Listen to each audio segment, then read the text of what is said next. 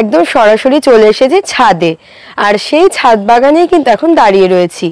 আপনাদের মধ্যে অনেকেরই ধারণা থাকে ছাদ বাগানে হয়তো বড় কোনো গাছ সম্ভব নয়, কিন্তু আমরা বিভিন্ন পর্বে দেখিয়েছি তা কিন্তু সম্ভব।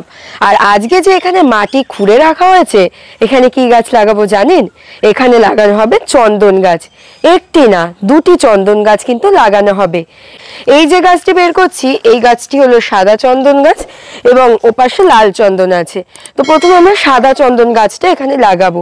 এবার ছাদে গাছ লাগানোর ক্ষেত্রে অনেক যে ধারণাগুলো মানুষের মধ্যে আসে যে টবে, ছোট টবে কিন্তু এই ধরনের বড় গাছ লাগানো যাবে না। যেহেতু আমাদের এখানে সিমেন্টের টব করা রয়েছে, তাই এইখানেই কিন্তু আমরা লাগাবো এই চন্দন গাছটি।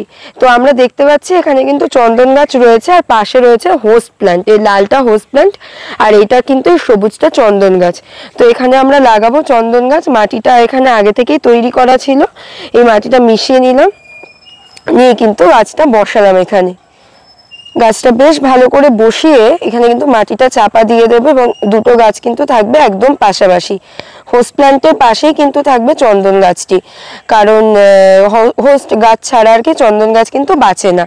এবারে অনেকে আপনারা ভাবতে পারেন যে এইটার কতটা উচ্চতা রয়েছে, মানে মাটি কতটা রয়েছে। এখানে এখানে প্রায় 1 ফুট পর্যন্ত কিন্তু মাটির এখানে সিমেন্টের জিনিস পাটাতন করা রয়েছে, যার মধ্যে মাটির কিন্তু গভীরতা প্রায় 1 ফুট পর্যন্ত। এবং এখানে কিন্তু মাটিতে সম্পূর্ণ জৈব সার দেওয়া হয়েছে, গোবর সার মেশানো মাটি রয়েছে। তাছাড়াও প্রতিনিয়ত আমরা নিয়ম করে দেওয়া হয় পাতা পচা সার তো রয়েছে। তাছাড়াও কিচেন ওয়েস্ট, অর্থাৎ রান্নাঘর থেকে যে সমস্ত খোসাগুলো বেরোয় সবজির, সেই খোসাগুলো কিন্তু পচিয়ে বিশেষ পদ্ধতিতে এখানে ব্যবহার করা হয়। রাসায়নিক সারের কিন্তু চিহ্ন মাত্র নেই। এবং আমার হাতে এইটা রয়েছে, এটা কিন্তু লাল চন্দন রয়েছে। লাল চন্দনটাও বসানো হবে এখানে, একটু সাইড করে আমরা বসাবো এরকম জায়গাতে।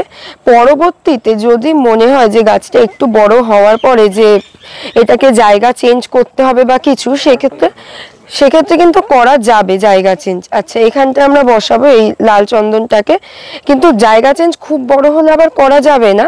তো একটি নির্দিষ্ট মাত্রায় হলে তারপর কিন্তু জায়গা চেঞ্জ করা সম্ভব। তো এখানে আমরা মাটিটাকে একটু মিশিয়ে নেব, মিশিয়ে নিয়ে আমরা কিন্তু এই জায়গাটায় গাছটাকে বসাবো।